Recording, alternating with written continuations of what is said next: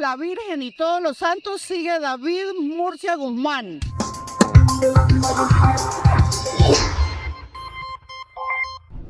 Bienvenidos a Operación Crimen. El caso de hoy es David Murcia Guzmán. Recordemos que fue uno de los empresarios que poco a poco empezó a convertirse en un hombre con poder y pues alcanzó a tener mucho dinero. Para el caso de hoy nos acompaña un gran invitado. Él es el doctor Luis Fernando García, contador público, magíster en contabilidad forense, criminología Universidad Libre de Bogotá, especialista en auditoría forense, Universidad Externa de Colombia, así como detective profesional del DAS. Bienvenido, doctor. Muchas gracias, muy amable por la invitación y un gran saludo a la audiencia. Bueno, Valentina, muy bien. Mira que hoy, como tú lo acabas de mencionar, tenemos un gran invitado que más que sus títulos y sus conocimientos, porque inclusive en el DAS decíamos que uno encontraba gente con un mar de conocimientos, pero 1 centímetro de profundidad. Es decir, que no ha tenido la experiencia suficiente o importante que se necesita cuando uno se forma en el campo forense y cuando uno es perito. Y Luis Fernando es ambas cosas. Yo creo que el tema de la auditoría forense es, como dicen los militares, un cacao aquí en Colombia. Está reconocido internacionalmente. De hecho, actualmente está en un congreso participando como expositor en un congreso internacional. He estado con él en varios escenarios de la Universidad Externa de Colombia, en la Universidad para la Paz, que es la Universidad de la ONU, que está situada en Costa Rica, y desde ahí hemos trabajado mucho el tema de la lucha contra la corrupción, del perfil de los corruptos. Hay un material muy interesante que tuvimos la oportunidad de hacer. Sí, es un artículo académico que lo hicimos en compañía de un periodista que nos recopiló pues toda esa experiencia y conocimiento. Si mal no recuerdo, él ahorita está en la Universidad de los Andes, anteriormente estaba en la Universidad Minuto de Dios, y hizo un artículo muy interesante, o hicimos todos un artículo muy interesante llamado 1.000.000 de psicópatas. Ahorita les vamos a explicar un poco mejor del tema. Bueno, empecemos. Yo creo que sería interesante que nos contara qué es una pirámide de una estructura Ponzi. Bueno, una pirámide o una estructura Ponzi es una forma de estafa.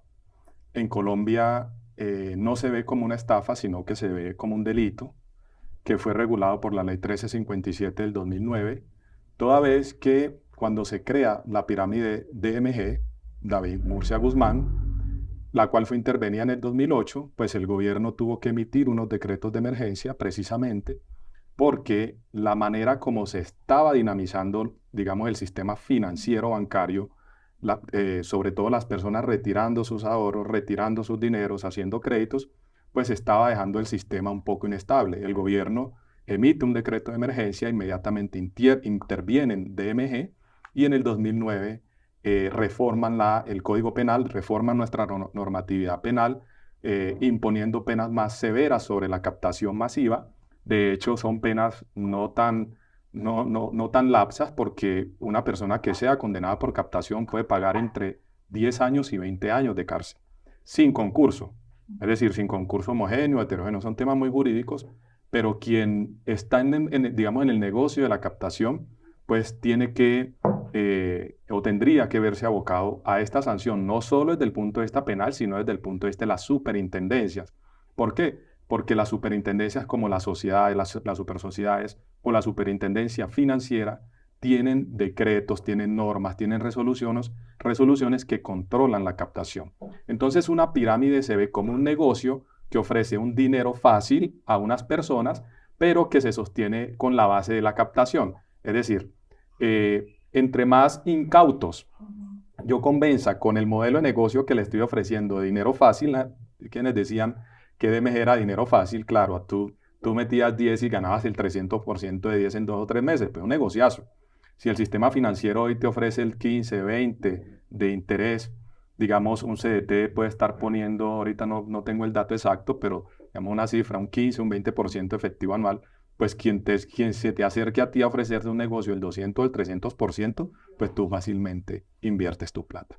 Entonces la pirámide se convierte en ese sistema de que la base de la persona invierte, es decir, las personas captan el dinero, la persona invierte y con ese dinero que están captando, es decir, van subiendo la pirámide. Es una pirámide exponencial, fue inventada por un señor de apellido Ponzi, hace ya en Estados Unidos, hace ya bastantes años, pero ha venido replicándose no solo en Colombia, en Estados Unidos. Tuvimos la estafa Madoff, por ejemplo, que también, digamos, basó sus cimientos en la captación, pero lógicamente allá se da a través de personas multimillonarias en Estados Unidos que perdieron sus ahorros y fue tanto el impacto en ese momento por esa estafa, ese modelo de estafa Ponzi, que el sistema financiero norteamericano tuvo una leve recepción o tuvo un congelamiento producto también de esos modelos de estafa. Entonces, son estafas que sí impactan a la comunidad, sí impactan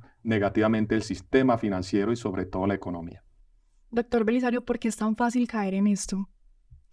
Uy, Valentina, eso es toda una clase de psicología y de neurociencia. Porque es que al cerebro le gusta lo placentero.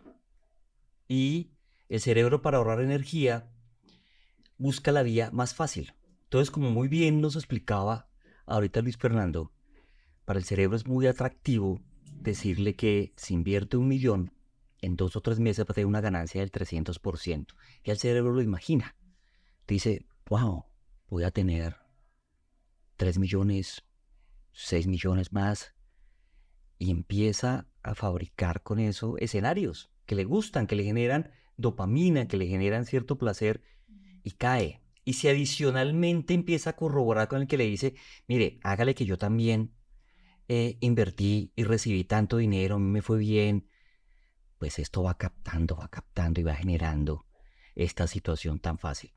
Pero fíjate algo más que en esta explicación magnífica que nos hace Luis Fernando, va de la mano, y es este esquema Ponzi, quien mediáticamente lo empieza a utilizar y quiebra la bolsa de Nueva York fue Bernard Madoff. Y precisamente cuando se descubre el tema hacia el año 2008, aquí también a la par teníamos el boom de MG. Y comparando Bernard Madoff con David Murcia Guzmán, pues encontramos estructuralmente dos perfiles diferentes, ¿sí?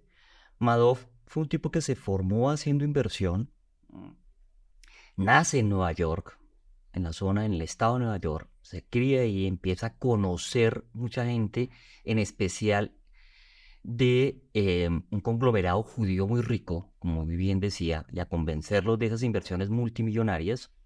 Pero antes de eso, él hizo dinero honestamente, invirtiendo. Y tenía, dicen algunos, que entre 150 y 500 millones de dólares, o sea, ganados legalmente. Con eso tú puedes vivir el resto de tu vida. Pero él no se conformó con eso. Y su estafa y la pirámide que generó llegó a generar pérdidas o ganancias para él en su momento de cientos de miles de millones de dólares. Vámonos a David Murcia Guzmán. Nelson, ¿usted sabía cuál era o cuál fue una de las profesiones de David Murcia? Ya, Sí, pero antes de eso, ¿sabe qué hacía? Era camarógrafo. Como usted. Trabajó incluso en una producción que se hizo sobre Bolívar. Esa era una de sus labores. O sea, tipo vino escalando, ¿sí? Y encontró este nicho interesante de negocio. Copiado sí, pero ajustado muy acá. Y muy a una región que en su momento tenía dificultades de orden público, de narcotráfico, que era el Putumayo.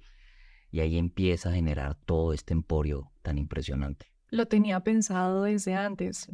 Sí, digamos que yo creo que lo fue pensando, sí. Eso no es una ocurrencia de David Murcia Guzmán. Sí, quiero que entendamos esto. Y como explicaba muy bien el doctor Luis Fernando, ya venía una tendencia mundial a generar este tipo de estafas masivas a través del modelo piramidal o a través del modelo multinivel, como se le conoció acá. Aquí de hecho no usaban tanto el término pirámide, sino multinivel, que parecía como más amable y menos preventivo para el cerebro. Si usted decía, no, no está en una pirámide, esto es un negocio multinivel, eso es muy diferente, bla, bla, bla. Hoy día, y seguramente ahorita Luis Fernando lo va a explicar, las pirámides no han desaparecido, siguen con otra fachada. Doctor, si quiere complementar. No, lo que comenta el doctor Belisario es muy cierto. Es decir, el ser humano está diseñado para, digamos, para sentir placer, ¿cierto? Y cuando tú le das la posibilidad de ganar dinero, porque es que no solo era DMG, ¿recuerdan DFRE? Que era otra pirámide, dinero fácil, rápido y seguro. Entonces, esas dos pirámides eran las que gobernaban en el país. En el sur nacen en la Hormiga, Putumayo, se extienden desde la Hormiga, pasan a Orito, de Orito a Putumayo pasan a Puerto Asís, de Puerto Asís a Mocoa, Mocoa a Nariño, Nariño Valle del Cauca, Cauca Antioquia y finalmente terminan acá en Bogotá. Recuerden que aquí la sede principal de DMG, donde funcionaba el almacén de DMG, era en la 100, como en la 185 con autopista norte, en sentido norte-sur, o sea, de Chía para acá. Y ahí tú llegabas y efectivamente veías el negocio bollante, el negocio de los televisores. En entonces, 2006, 2007, 2008, estaban ingresando los televisores plasmas, entonces todo era muy atractivo. Lógicamente, como lo ha dicho el doctor Belisario, todo hacía parte de una estructura que ya había sido replicada e inventada por el señor Ponzi. Sí, Bernard Madoff, como dice el doctor, no tenía ninguna necesidad. Y no solo pasó en Estados Unidos, aquí hemos visto pirámides después de DMG, donde personas muy adineradas en el país pierden dinero. Hoy se habla, por ejemplo, de la pirámide ganadera. No sé si recuerdan hace algunos meses que se habló de unas personas muy ricas que querían invertir en ganado, pero finalmente esta persona es llevada a un proceso penal por captación masiva en las inversiones en bienes raíces. A cada rato empiezan a estallar escándalos de pirámide. Lógicamente no a la magnitud de DMG, porque DMG fue el ícono. DMG logró tanto impacto que logró que el gobierno cambiara sus leyes para no solo prevenir la captación, sino para castigar severamente la captación. Y no en vano, anexo al artículo 316 de la Ley 599 del 2000, que es nuestro Código Penal, está el artículo 316A, que es el no reintegro, o sea, y te castiga también entre 8 y 16, 18 años de cárcel, y son delitos independientes, no concursan. Entonces, si no te castigan por uno, te pueden castigar por otro. Muy interesante el tema de la captación. ¿El modus operandi siempre es el mismo en pirámides o varía? Mira, en la pirámide el modus operandi es igual. De pronto, DMG o David Murcia en su momento no evidenció la magnitud del negocio. Él pues no era experto psicólogo, no sabía el comportamiento humano probablemente, pero él sí estudió cómo era la estructura para captar. Y la estructura para captar consistía en tú entrenar personas, porque entrenaron personas, ¿sí? Haga de cuenta como funcionaba como un banco. A través de sus asesores, las personas iban y profesionalmente te convencían de que la mejor forma de ganar dinero era invirtiendo en DMG. Además de eso, tenían su fachada, tenían negocios, tenían almacenes. No sé si ustedes recuerdan las gorras. En la política también incursionaron, es decir, esto estaba muy bien estructurado, pagaban sus impuestos. La DIAN vivía feliz porque les pagaron miles de millones de pesos en impuestos. No había sospecha. No había sospecha de nada. No había sospecha de nada. De hecho, se conoce la información y se complementa la información por Estados Unidos, por el gobierno de Estados Unidos. Recordemos que David Murcia fue condenado en Estados Unidos por lavar dinero. Y también con unas solicitudes de Panamá, que era donde él vivía, porque gastaba demasiado dinero. David Murcia tenía alquilado prácticamente un piso de un edificio en la zona más exclusiva de Panamá. ¿Y de dónde gastaba? Pues de la plata que generaba acá en el país. ¿Cuántas personas estuvieron involucradas en este caso? Bueno, involucrados mucho, como decía precisamente Luis Fernando, gente de la estructura. Pero víctimas, y ahorita inclusive lo hablábamos detrás de cámara, inicialmente se dijeron que 200.000. Fernando me dice, no, las últimas estadísticas que están diciendo que más o menos fueron 350.000 personas, de todos los estratos, Valentina. Trabajadores del Estado, del gobierno, o sea, gente que pertenecía a la Policía Nacional, al Ejército, gente de mucho dinero, como lo mencionaba, ¿sí? Que quería tener más dinero. Porque hay un tema cuando tenemos adicción. Cuando el cerebro tiene adicción, el cerebro no se sacia. Por eso, si hay una adicción al dinero o a ganar dinero fácil, como lo dice este libro que recomiendo de la psicología del dinero, que habla precisamente de Bernard Madoff, pues busca tener mucho más para lograr el mismo nivel de placer. Igual que una adicción, va subiendo la dosis. Entonces, para mí no es suficiente tener o ganar 1.000 millones, sino que yo quiero ganar 10.000 millones, 100.000 millones. Y si paso esa cifra a dólares o a euros, pues se vuelve mucho más atractivo.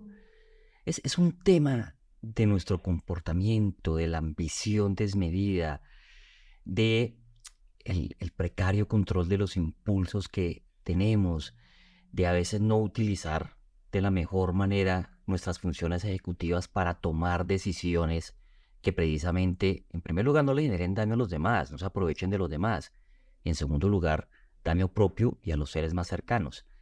Pero este tipo de sujetos no piensan eso, traspasan esos límites. Y es un vicio porque, claro, ellos ingresan, pero de pronto es difícil ya salir de ahí. Es correcto. Y de hecho, hemos podido en los estudios forenses que de la auditoría forense hemos impulsado, es que ese vínculo de excitación, ese vínculo de placer, se generan es cuando a ti te dan la plata, a ti te dan el dinero, ya tu ganancia, y te dicen, si lo reinviertes, te vamos a duplicar la dosis. Por eso cae tanta gente estafada. Porque en los últimos días, en el último mes, cuando ya se empezó a hacer ruido de que a DMG la iban a intervenir, de que el gobierno iba, pues mucha gente empezó a retirar el dinero que tenían. Pero además de eso, DMG, digamos, hizo campaña más agresiva para que la gente siguiera cayendo. Y la gente cayó hasta el último día que cerraron. De hecho, la gente no creía que habían cerrado a DMG. Y pasaron meses y quizás años y la gente todavía hoy tiene la esperanza de que les devuelvan la plata que perdieron en estos negocios. Gente que hipotecó su vivienda. Aquí no solo vimos temas de dinero, sino tragedias humanas. Personas que hipotecaron su vivienda, intervienen DMG y se perdió la vivienda. Claro, porque tu músculo financiero no es capaz de producir el dinero para recuperarla. Entonces hay o sea, hay unas tragedias detrás de esto también muy, muy, muy importantes. Doctor, David, ¿en algún momento de pronto demostró signos de manipulación a las personas? Sí, David evidentemente era un sujeto muy manipulador, ¿sí? Y de hecho cuando, por ejemplo, con Luis Fernando hemos trabajado la caracterología, una aproximación al perfil del estafador, pues encontramos evidentemente que esa es una de sus características. Pero fíjense que Luis Fernando ha dicho algo bien interesante dentro de la estructura de David Murcia Guzmán. DMG, pese a que la cabeza visible era David Murcia, él tenía unos asesores que sí manejaban la psicología, que sí sabían manejar masas, que entrenaban a la gente para que convencieran y captaran más inversionistas dentro de esa estructura multinivel. Y es que el engaño para el cerebro es fácil, Valentina, y tú y yo aquí lo hemos mostrado anteriormente, ¿sí? Con ejercicio. A mí me gustan mucho los artilugios desde la magia porque creo que es la manera más sencilla y rápida de que la gente entienda cómo lo engañan con facilidad, dónde está el truco. A veces la gente ni siquiera se lo explica, sino que cree ciegamente.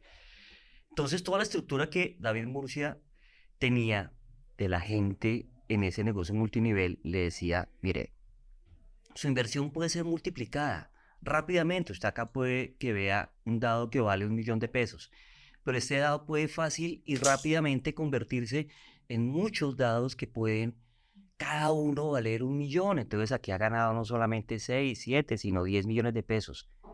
Y usted dice, wow, fácil.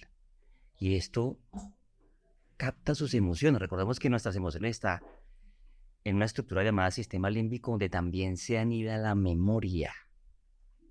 Entonces le permite un recuerdo agradable y refuerza la conducta, el comportamiento, para que, como muy bien lo explicaba ahorita Luis Fernando, usted invierta no solamente una vez, invierta entre comillas, reciba sino vuelve y reinvierte, vuelve y lo hace. Pronto dice, no, voy a asegurar esta plata, pero esta sí la voy a invertir, vuelve y lo hace hasta el último día. Hubo marchas inclusive a favor de MG que decían que no creían, que esto era una campaña de los bancos por quitarle a este tipo de negocios multinivel la posibilidad de darle más ganancias a la gente que las que daban los bancos, ¿sí? Ahorita lo mencionó incluso Luis Fernando. Hoy día un CDT no está dando ni 10 ni 20, a menos de que metas miles de millones. 9%, 8%, 7%, no es tan rentable. Si te hacen esa comparación, le dicen, mire, esos 50 millones que usted puede meter en un CDT que le da solamente 9%, ¿por qué no los invierte conmigo y yo le voy a dar 100%, 200%? Ya empieza a captarte, ya empieza a captarte. Hay mucha psicología ahí. Ambos mencionaban que pues la mayoría de la gente que entraba a AMG era gente de plata, pero también pudo haber pasado que pues estuvieran personas que de pronto su situación económica estaba complicada y buscaron una solución que era DMG. Sí, es correcto. Cuando fui detective del DAS, por ahí en el año 2007, 2008, 2006 más o menos, empieza el boom de DMG. Y recuerdo tanto que en algunas comisiones que hicimos al Putumayo, a Puerto Asís y a Orito sobre todo, podíamos ver una relación directa, por ejemplo, en su momento entre la disminución de los cultivos de coca y más inversión en DMG. Entonces la gente, de hecho, prefirió el negocio de DMG a seguir sembrando coca. Y no solo dejaron la coca, dejaron el campo, dejaron el agro, dejaron la ganadería. Y de verdad que tú veías, por ejemplo, y doy fe de eso, en las afueras de DMG, por ejemplo, en Orito, Putumayo, tú podías ver personas esperando, haciendo fila para recuperar su inversión. Y de un día para otro les decían, hoy les vamos a dar el 100%, traigan 1 millón y mañana les damos 2 millones. Y se lo daban. De verdad, pude evidenciar ese tema. Y así se fueron viendo muchos casos. Por ejemplo, una señora, una experiencia pues que pude evidenciar en el Putumayo fue que una señora inicia su capital, se hizo muy rica, pero inicia su capital vendiendo como 2 o 3 gallinas que tenía. Un marrano, creo, de pronto, y 2 o 3 gallinas, le dieron como 200,000 pesos en ese entonces por esos semovientes, y ella fue y llevó los 200,000 pesos a DMG. Digamos, a lo largo de 6 meses, 7 meses, 8 meses, ya había hecho una fortuna. Y les estoy hablando en el 2006, 2007, de más o menos 200, 300 millones de pesos. Es decir, fue una persona que arriesgó su activo, que eran las 2 gallinas y el cerdo del marrano, va a llevar los 200,000 y en 6 meses ya tenía una plata. Muy importante. Por supuesto, después de allí no supe qué pasó con la señora, si fue recautivada nuevamente, perdió, se retiró. Y de pronto, porque también se conocieron casos donde personas sí se hicieron ricas. ¿A causa de qué? ¿O a expendios de qué? ¿A expendios de qué? De las personas que iban poniendo en la pirámide la plata, que eran los que iban sosteniendo a los de arriba.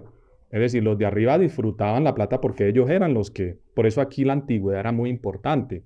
Los créditos y los réditos, los intereses, no se los pagaban a los de abajo. Lo iban, recibiendo los de arriba. Los de abajo lo que iban era invirtiendo. Con eso pagaban. Estos de acá, que también hacía parte de la pirámide, lo que pasaba era que funcionaban también de reinversión. Y la pirámide empieza a caerse es cuando estos de arriba no dejan de invertir. O el que está en la pirámide, que es David Murcia, se empieza a gastar la plata. Entonces, también es un capítulo de la historia de David Murcia y de DMG, porque David Murcia vivía como multimillonario en Panamá. Tenía Lamborghinis, tenían los últimos Ferrari, tenían los últimos... De hecho, cuando a David lo capturan, la fortuna de él, una fortuna en dólares millonaria, con últimos carros, con Porsche, con Lamborghini, que no los tenía nadie en Panamá.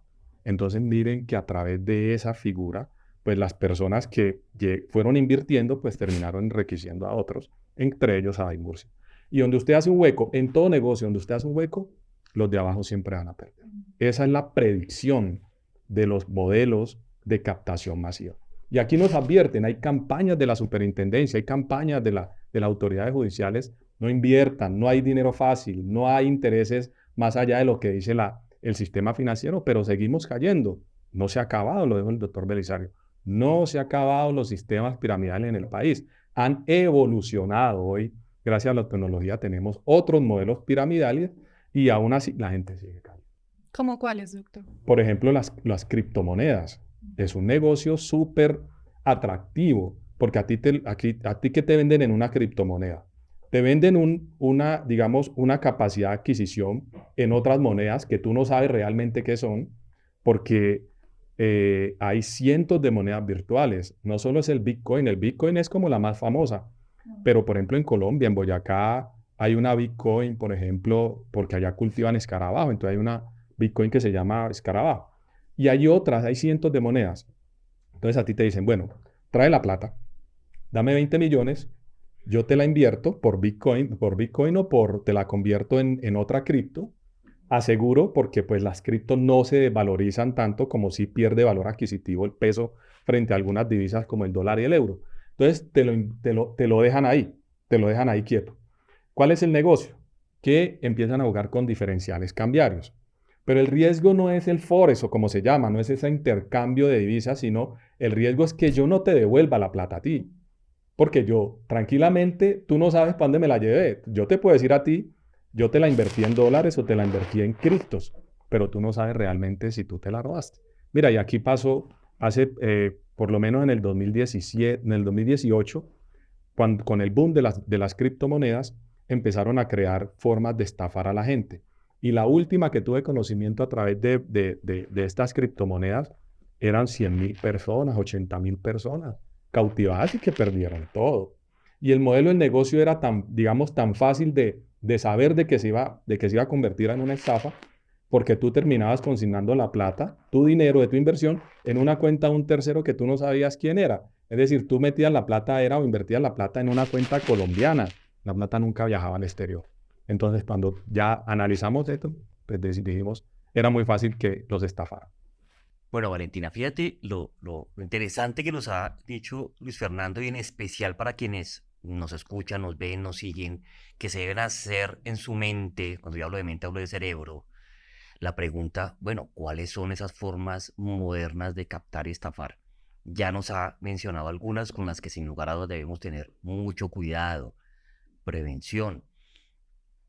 Pero yo quiero hacer una pregunta a Luis Fernando y seguramente quienes nos ven y nos escuchan también la tienen. ¿Por qué David Murcia se fue a Panamá? ¿Qué de atractivo tiene todavía Panamá? Bueno, Panamá hace algunos años, y les quiero saludar a mis pares en Panamá. Panamá hace algunos años, sobre todo en la década de los 2000, Panamá estaba en unas listas restrictivas de los gobiernos, por ejemplo, de Estados Unidos, de Europa, y eran listas donde a ti te ubican en una franja blanca, en una franja gris o en una franja negra de paraísos fiscales, ¿cierto? De hecho, en esa década hubo un conflicto muy fuerte entre Panamá y Colombia, porque Colombia, no recuerdo ahorita cuál era el presidente, creo que era Santos, dijo en una locución, en una entrevista que Panamá era paraíso fiscal. Inmediatamente, ¿qué sale el gobierno panameño a decir? Venga, pero es que casi medio país colombiano tiene inversiones en Panamá. Entonces yo cierro la frontera. Y ahí se acabó el problema. Es decir, al gobierno colombiano le tocó retractarse en su apreciación sobre Panamá. Pero más allá de eso, lo atractivo era que Panamá en esos momentos estaba considerado como un paraíso fiscal.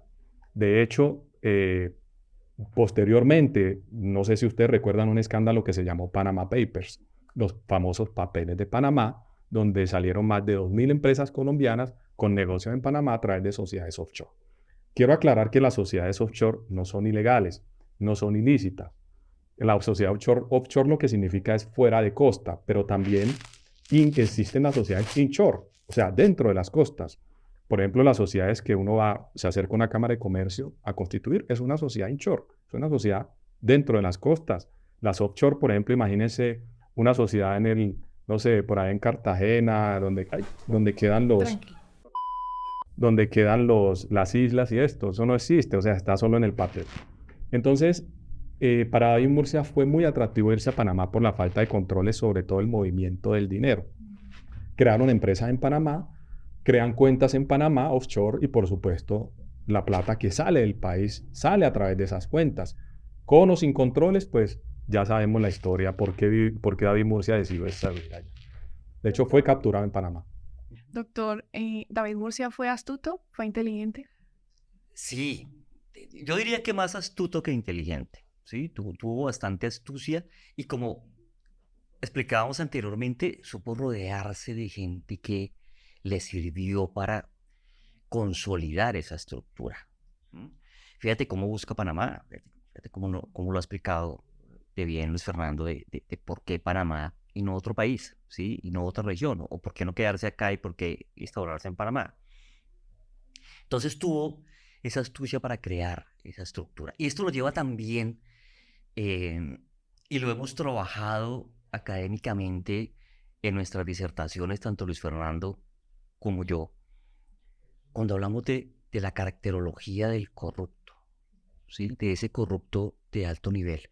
Primero, no actúa solo. Los corruptos convencen, captan otras personas para. Hay toda una red de corrupción, ¿no? Y dentro de eso, pues, las ganancias enormes en dinero o los porcentajes. Es que el dinero, Valentina, tiene una connotación psicológica, no es material. Y fíjate que ahorita muy bien en la casuística lo explicaba también Luis Fernando, ¿sí? ¿Qué es emocionalmente y cognitivamente el dinero para nosotros? Seguridad, poder, control, entre muchas otras características que nos va a permitir, lo que nos permite. Por eso, cuando se vuelve una adicción, no se llena el saco. Tú siempre quieres más y más y más. Así ya tengas, como lo tenía Bernard Madoff, el suficiente dinero ganado lícitamente para vivir él y seguramente 2 generaciones más. Pero para él no era suficiente 150 millones de dólares, quería miles de millones de dólares y lo consiguió. Falleció en prisión en el año 2021. Fue condenado a cadena perpetua. O sea, ¿qué final es ese? ¿Solo por ambición? Aquí tuvimos un exalcalde en Bogotá. Tú seguramente conociste muy bien esa situación. Un hombre que era nieto de un presidente de la República, que fue presidente de la República. Su mamá estaba incursionando en la política. Tenía doble nacionalidad. Era colombiano y era norteamericano. Esas fueron las razones por las cuales le dieron su medida de aseguramiento para que no se fuera a los Estados Unidos. Tenía mucho dinero para vivir bien, honestamente, pero decidió crear todo un carrusel de contrataciones, dentro de esas las promesas del metro en Bogotá. Y fíjense todo lo que generó, todo el daño que generó. La contabilidad en estos casos lo que sirvió fue para aparentarle ganado, creo que a 9, 10 años en Estados Unidos, pero a David Murcia, una vez bien llega deportado por su extradición a Colombia, lo esperaba una condena en Colombia de más de 20 años, 21, 22 años de cárcel por lavado. Condenas mucho más bajas que las condenas que se obtienen por lavado de activos. Estamos hablando de delitos graves. Por ejemplo, doctor, ¿qué indican estos gastos absurdos y extrovertidos que tenía David Murcia, como lo mencionaba el doctor Luis Fernando? Que una de las cosas que más le gustaba a él era comprar vehículos de alta gama.